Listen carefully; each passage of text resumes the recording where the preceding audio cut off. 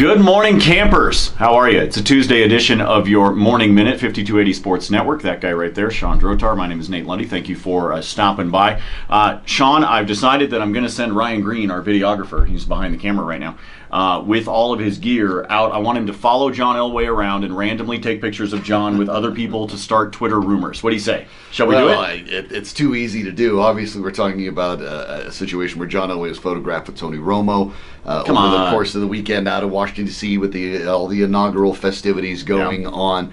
And who knows? But the reveal by Emmanuel Sanders that it doesn't take much reading between the lines, that he thinks that someone like Tony Romo would be the best option for the Broncos in the 2017 season, with the fact that multiple sources at the NFL have indicated that Tony Romo would find Denver to be the most palatable landing spot. Well, of course, he doesn't want to go to San Francisco. But then again, Nate, the Broncos have a Pro Bowl quarterback. No, stop it. No, stop it. Here. So, Ryan, we're going to have you do this. We're going to have you go around. I need photos of, and we can just Photoshop these if you want. I want photos of him with Johnny Manziel. Let's get Colin Kaepernick in there while we're at it. Maybe sprinkle in some Jay Cutler. Just go to magazines, cut out their heads with the scissors like you used to, and scotch tape them in. I know rumor mills. Rumor mills are fun. That's what makes the offseason exciting. When you're trying to figure out what your roster is going to look like between now and by the time you get to your mini camps, your OTAs, and of course training camp at the end of July. That's the fun part right now for teams that are not involved in Super Bowl 51, of which obviously our Broncos are one. So the rumor mills are going to fly around. We understand all of that. Tony Romo made it very clear several weeks ago that Denver was a spot that he was interested in as he moves on from the Cowboys. So I think that it doesn't take a brain surgeon to realize that a lot of people would be interested in Denver because, as Coach said, Shawn, this isn't a rebuild, it's a reboot. And I think that a lot of people understand that. They know how good this team is, being less than a year removed from the Super Bowl. Today, by the way, the 1-year anniversary of winning the AFC Championship game and advancing to Santa Clara for that. So I think it's a destination spot for a lot of people. And while you still have to make the numbers work and make the roster work, John Elway, to a certain extent in free agency, has his pick.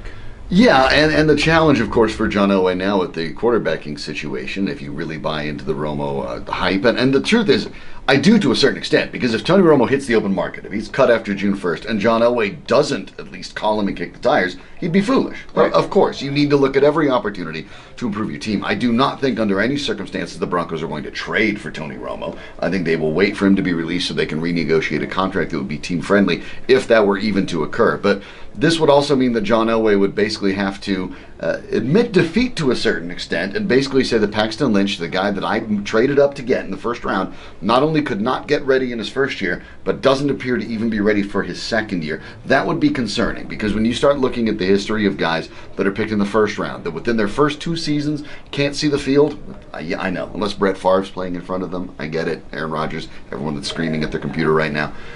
It's not real good. Not a lot of those guys end up in the Hall of Fame. And there would be a possibility that John Elway may have to admit that I might have missed. Maybe we didn't, but I might have missed, and I have to hedge my bets.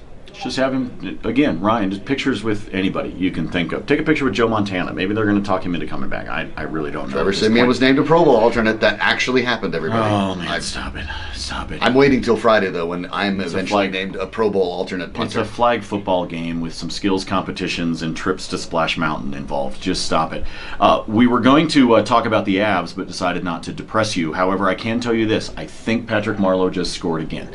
All the content posted up for you, 5280sportsnetwork.com, milehighsports.com as well, and of course the radio show every weekday morning, 7 a.m. to 9 a.m.